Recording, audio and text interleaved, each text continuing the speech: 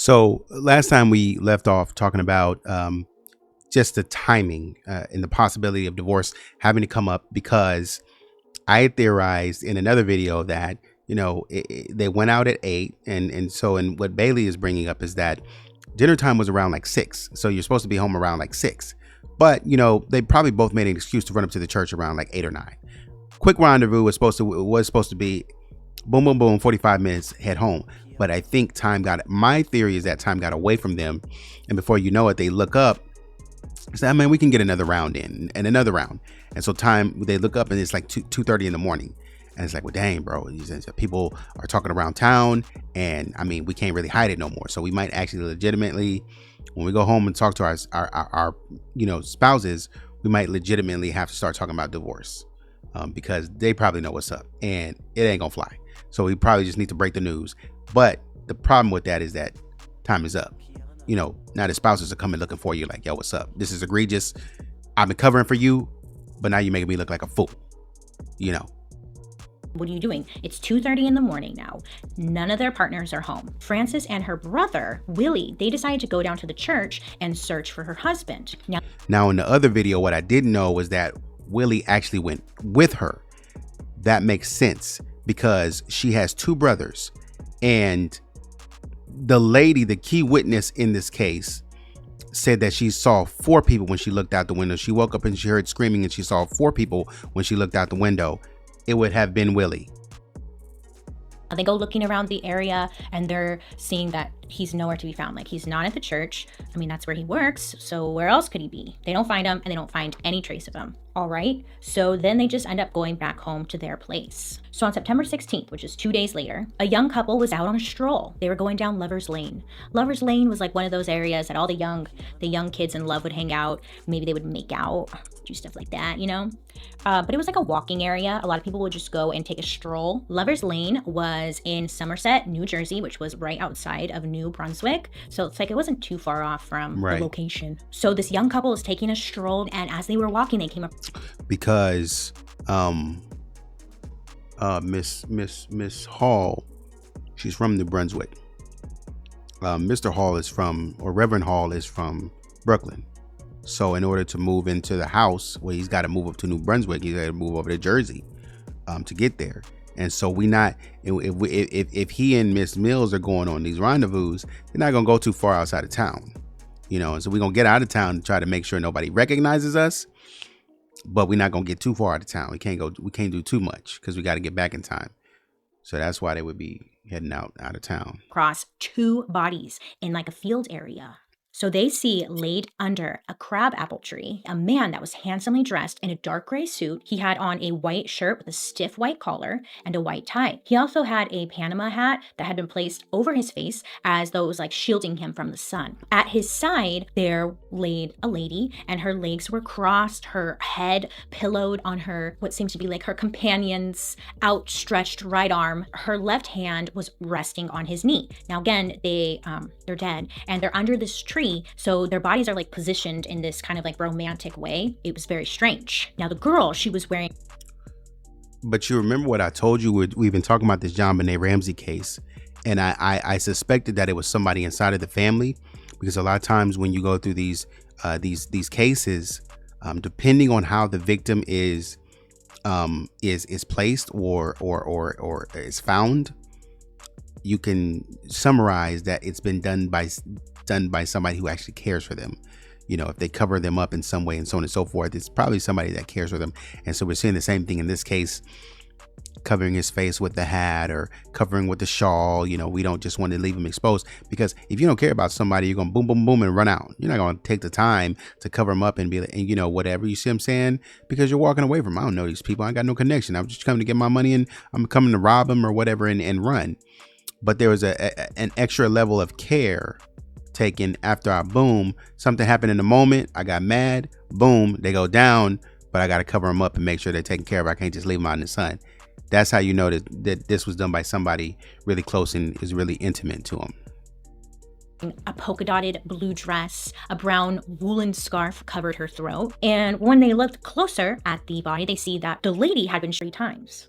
So this couple that had came across the bodies, they hurried to like the nearest home, and they let the owner know, like, hey, We just saw some bodies under a tree. Can we please use your telephone and call the police? 2 police officers were on the scene within minutes. Now, once the police had arrived, they moved the scarf that the woman was wearing, and they see that her had been ripped out. I wasn't filming anything I just said. I put powder on my face. We didn't miss much, okay? So they were able to ID the bodies as Edward Hall and Eleanor Mills. Now, littered around the bodies were pieces of torn up love letters. Allegedly, the letters had belonged to the 2 of them. Edward's business card was left at his feet, and due to the state of the wound on Eleanor's neck, police were able to assess that the 2 of them had been dead for at least 24 hours. For years, members of the church had whispered about the close relationship between the minister and the choir singer. But now that gossip was confirmed to be true, because again, around the bodies were like torn up love letters. They weren't torn up into like tiny itty bitty pieces, so the police gathered these letters and were able to put them back together. And one of the letters was from Eleanor, and it said, quote, "Sweetheart, my true heart, I know there are girls with more shapely bodies, but I'm not carrying what they have. I have the greatest part of all blessings, a noble man's deep, true, eternal love. I want to look up into your dear face for hours as you touch my body close." End quote. Super hot. Now, in these letters, they come across another one, and this one was from Edward. And Edward had written, quote, "Darling Wonderheart." Wonderheart? Okay. "I just want to crush you for 2 hours. I want to see you Friday night, alone by our road, where we can let out that universe of joy and happiness we call ours." End quote. Yeah, I don't know about you, but if someone wrote me a love letter saying, quote, "I want to crush you." I was wondering how they got around town. And I think, relatively quickly. And I think Reverend Hall had a car. I think he had a car. So he would be able to maneuver relatively quickly. Yeah. For 2 hours, end quote. I'd be like, yeah, I can't. I'm like really busy around that time. You were thinking about doing that. Sorry. So these love letters confirmed that, of course, they were having, well, not of course, but that they were indeed having an affair. Autopsies revealed that Edward had been which is why there would have been because we've been hearing murmurings for months. And this has been an issue even outside of her. This has been an issue for years with you messing with other women, according to Miss Hall. This has been an issue for years. But now I see letters as proof that you playing games in my face. After all I've done for you, I moved you out here to New Brunswick. I've given you my money. You probably written into my will and everything. And I got you set up, and you embarrassing me in front of the town. You embarrassing me in front of my family. You embarrassing me in front of my kids. Because Mr. Mills ain't gonna do nothing. He's poor. What can you do? He's probably more downtrodden. This is what society does. I can't do nothing to this powerful man. It is what it is. But not Miss Hall. She's not gonna take that lying down. Which is why she rolled up on him, and how she rolled up on him so quickly. point blank range with a .32 caliber automatic bullet. It had entered his head near the right temple and came out of the back of the left side. And then Eleanor had been 3 times in the head. The New York Times had reported that one of the bullets entered the woman's forehead about 2 inches above the nose. Another went through the right cheek, and the third pierced the right temple. And then on top of that, whoever did this, because her throat had been cut so deeply that her jugular vein, windpipe, and neck muscles were completely, her backbone could easily be seen. What the kind of sick is that? What the hell is wrong with people? How come they didn't do it to the dude? Now, naturally, I know what you're thinking, because I'm thinking it too. Hello, it's the spouse. It's one of the spouses, right? Affair. It's gotta be one of the spouses. Now, the Halls Mills case had all the elements. It was dramatic. It involved wealth and sex. I mean, everything that just really interests people. So when media got hold of this story, everyone lost their okay? Everyone just went nuts. People were just heavily invested. Technically, we still do that to this day, you know, like on the news and stuff when something major happens. So I guess nothing really has changed. But anyways, so the media went crazy. This is dumb, but this is also a different time. People were just, it's just different because bodies were found. It turned into like a major tourist attraction. So on weekends, the crime scene, it became like a carnival. There were vendors out there selling popcorn, peanuts, soft drinks. Oh, hell, balloons. You want a balloon? People died here. Celebrate with a balloon. A balloon for what?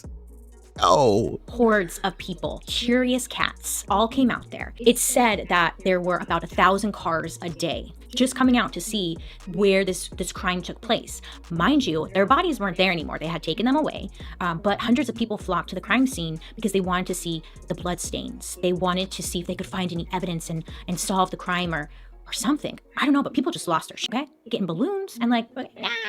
It's weird, right? But it's a different time. So I'm trying not to judge, but I'm judging. So it's like, so within a few weeks, the crab apple tree that the bodies were found under had been completely stripped of every branch and bit of like bark. People were coming and they wanted a souvenir. So they would take a piece of the tree. Yeah, I don't know. They were really excited about it. There was one person who took like samples of the dirt in the surrounding area and they put it in little bags. I don't think Ziploc bags were a thing yet. Did Johnson & Johnson make it yet? I don't know. They would put the dirt in like these little bags and they would sell it to people for 25 cents who were looking to take a souvenir and they couldn't take the tree anymore because the tree was destroyed. They took dirt at the crime scene. You guys, what the fuck are weird? We're a weird breed. Saying that people were obsessed stuff, is like an understatement. And then naturally, because people suck, even back then they sucked, these seller people would get dirt from different areas, put it in a little bag and be like, yeah, this is crime scene dirt, 25 cents. Now, the problem with all these people coming to the crime scene and kind of making it into a show, it was interfering with the collection of evidence in the investigation because everything was literally being destroyed. And again, I mean, why you ain't collect what you needed to before these people start coming? Why you ain't rope it off? I mean, that was pretty sloppy on your part. This is like the 1800s. No, it's not. It's the 1900s now. They were born in the 1800s. Okay, yeah, it's the early 1900s. Okay, so their ability to investigate crime scenes isn't that high tech. I don't even know what they do, how they solve crimes back then. It must have been very challenging because they didn't have any DNA yet, stuff like that we really take for granted now, huh? Right. I think that's why a lot of these older cases go unsolved because they didn't have anything to work with. Anyways, so initially, wow, I can't talk. Police did not question James Mills, Eleanor's husband, because they thought he was quote unquote dull. And they honestly thought he had nothing to do with the murders. Absolutely. He also had a pretty strong alibi. His neighbors had seen him at home and they heard him doing some woodwork. Now, these neighbors weren't super close with him, so they would really have no reason to lie. Now, Frances, the Johnson & Johnson girl, she had an alibi as well. She said that she had been home with her maid. The maid, of course, was like, yeah, she was here. I'm the maid. Police are stumped. They really have no other leads. They're like, we got nothing. Now, a few weeks after the body... You know that May gonna lie. You know that May gonna lie. And even some cases, man, probably because the neighbors might not lie, but the May gonna lie. The May gonna lie. If you want to keep your job, you gonna lie. Had been found. A 50-year-old woman, her name was Jane Gibson. She owned a hog farm right next to Lover's Lane. It was a lot of land at that time, so I guess she would kind of like ride around on a horse, not a hog, but she would ride around on her farm in her land area, and she could like ride up to Lover's Lane, which wasn't too far off. So she was on her horse and she was like riding around the areas, and she reported on the night of the killing to hearing, and then she heard a woman scream, "Henry." Now she believed that she had seen 2 men and 2 women at the scene before the gun. Now when Miss Gibson, the hog farm lady, came forward, she tells like all this information that she heard that night. Once media got a hold of this, they of course went crazy. They were harassing this poor lady who came forward, and then they ended up giving her the nickname, quote, the pig woman, in the papers. So anytime her story was referenced in the papers, they called her the pig woman. I would be so pissed. Dang. I'm like, really? I'm trying to help. What are you guys doing? And you're calling me the pig woman? Now, in the media and whatnot, they were like just showing all this upset with her, like that, calling her a liar and saying that she's lying for attention and just like attacking this poor woman who was just trying to help. If you remember, Frances had her 2 other brothers, Willie and Henry. The witness reported hearing a woman scream Henry before the police go back and they question Frances and her brothers, and they actually end up taking them in. It's pretty interesting. Stop the video here, but I'm interested I'm interested how this plays out, because if Willie went with her, I would think that Willie would be there, but you know, Willie would have to leave for Henry to come, so it's kind of weird. So I'm gonna switch over to the next video and like, share, comment, subscribe. Let me know what you think up to this point. Let me know who you think it was, Willie or Henry. Until next time, take it easy.